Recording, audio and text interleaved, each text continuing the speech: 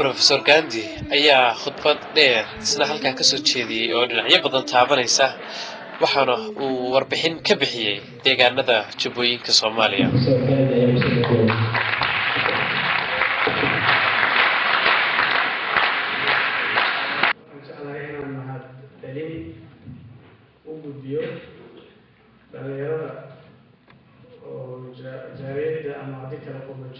جالية الجبوية كمان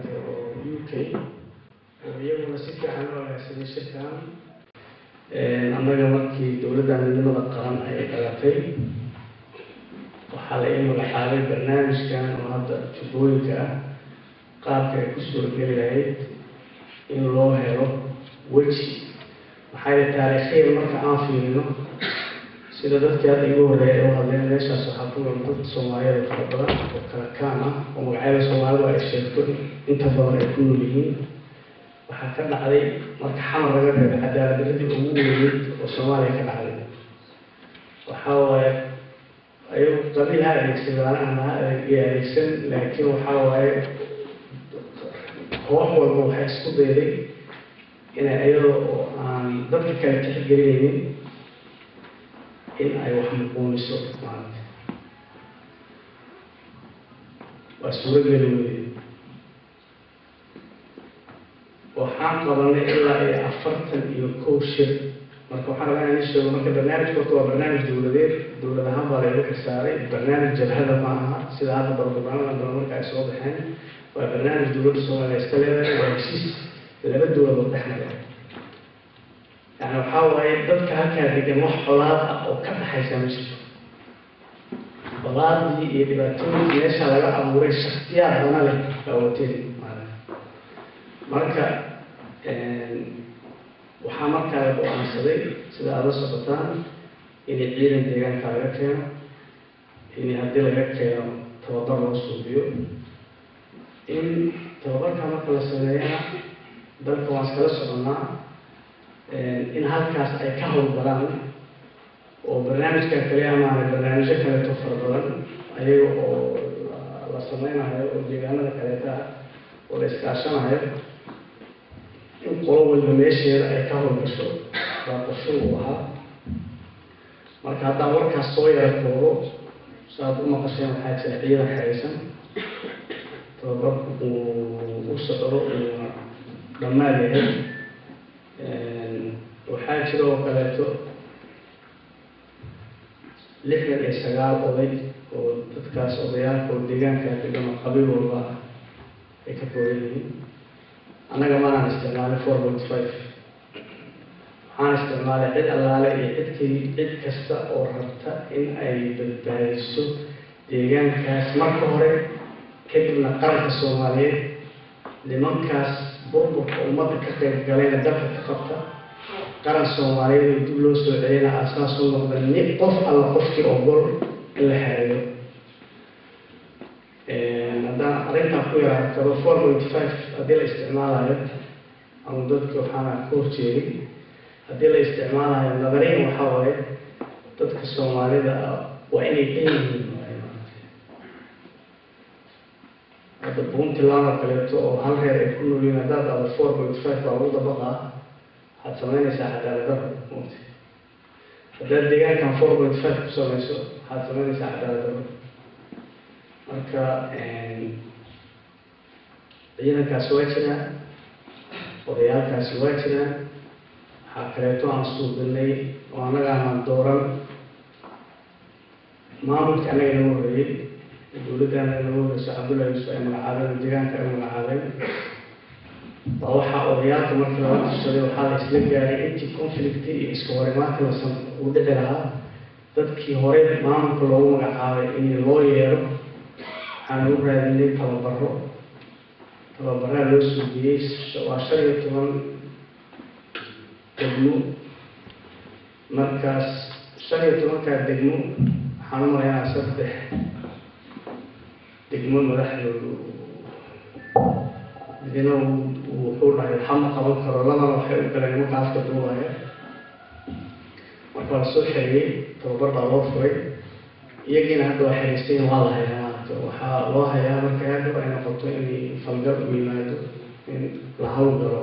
dadka in la hawlgalaa la israaco waxaa kaleeto oo ayagana koox weyn bulmaamooyinka deegaanka waa iyaguna kamid ah waxaana lawali aqoon-yahanadii oo deegaanka u nasab sheeganayay waxaana lawali siyaasiyiinta intii oo gol oo baarlamaanka ku jirta oo qabaa'il kasta oo soomaaliyeed oo deegaankaas ku nool ka yimaadeen inay ayaguna ay noqdaan dhaqdhaqaaqa dhici doona dadkii ka qayb qaadan lahaa marka barnaamijkaas hadda heerkaasu maraa waa barnaamij soomaali ah waxaan la kulannay caqabaad badan barabugaan fara badan dhaqanka soomaalida oo iska taqaanaa waxaa waaye markii wax la sameeyo waxa ugu ekaado inuu midho dhalo waxaa soomaalida dhaqan u leedahay inay waaylow anaga wax iskii moota marka in la isku dayo in magacyo loo bixiyo maaragtay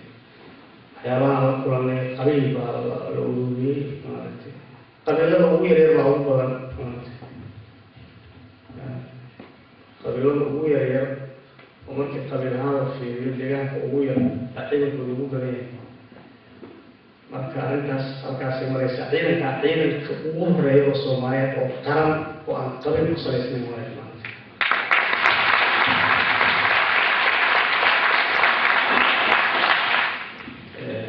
wuxuuna markaas aan rajeynaynaa ciidankaas marka uu xoreeyo saddexdaan degmo dadku maamulkooda iyo mustaqbalkooda ay meelaystaan inuu socdo oo uu ka qayb qaato si uu xooga xoreyn lahaa gobollada kaleeto uu ku xiga baayo bakool shabeellada hoose xamar etc qof ahaan anima aaminsan xamar in laga xoreyn karo maanta waan deegsanahay marka waa in banaanka lagu xoreeyo in banaanka lagu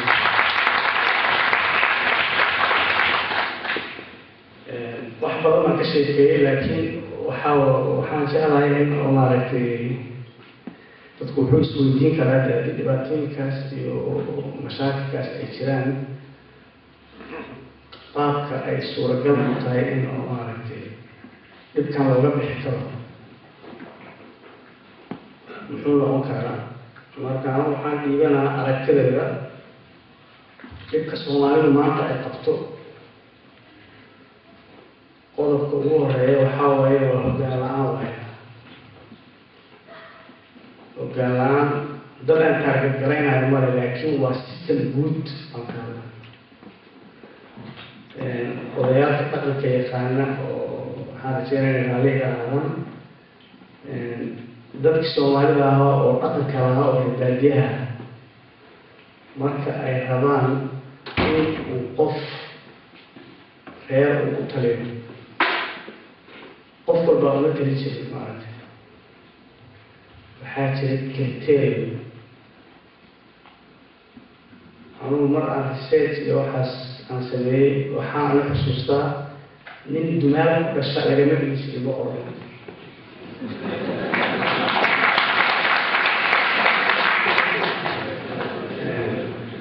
macnaha waxaa waaye dadku raalli ma aha marka waxaa laga yaabaa inay wax badan oo maaragtay dhibo ay martay ee uga sheekaysa marka waa in ciil qaba marka looma baahno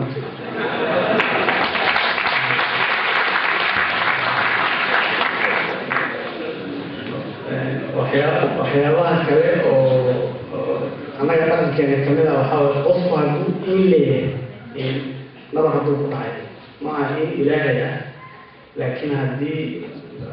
bir ay ku taalo hadday xabad ku taalo maaragtay in hadduu leeyahay macnaha nabar baa gaaray qof baa ku dhuftay ciil buu qabi karaa ma noqon kara boqor uu aargoosana marka waxaa raacaysa qofkii inuu qof deeq sidaa daa u sheegay odaga nin oo maaragtay wax bixin kara inuu yahay oo deeqsi ah waxaa kamid a inuu qof markii xaaladdu ay adkaato xaqa sheegi kara inuu yahay inuu dulqaad leeyahay marka markii kriteeriyadaas la eego baa qofka la dooran jiray ani waxaan xusuustaa odayaalka markaan la sheekaysanayay laba nin baa iyadoo la dooranayo reerka ciddii hogaamin lahayd ay isu soo hareen